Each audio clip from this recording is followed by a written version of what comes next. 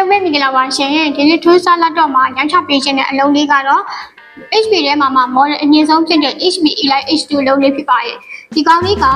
CPU အနေနဲ့ဆိုရင် i5 11 chip RAM အနေနဲ့ဆိုရင် RAM 16 SSD 512GB လေးပေးထားပါတယ် resolution အရဆိုရင်လည်း 1920 inch မှာ 1380p touch screen display ဖြစ်ပါတယ်။ size ကလည်း12လက်မထဲဆိုတော့ပေါ့ပါလေးနဲ့အတော့ပြလို့ရတဲ့ network နဲ့တစ်လုံးလေးဖြစ်ပါတယ်။ဒီကောင်လေးက True ချက်က original pan လေးပေးထားပါတယ်။ original pan လေးနဲ့ဆိုတော့ဒီ programming ရေးတာတွေ engineer တွေ software ရေးတဲ့လူတွေ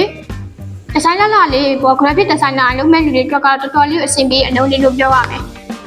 ဒီကောင်လေးရဲ့အားတိုက်ချက်က 2in1 လုံးလေးဖြစ်တယ်။လက်တော့လိုပဲအသုံးပြုမလား။ tablet လိုပဲအသုံးပြုမလား။နှစ်ခုလုံးအဆင်ပြေရဲ့။ tablet လိုအသုံးပြုချင်တယ်ဆိုရင်တော့ fingerprint ပါတယ်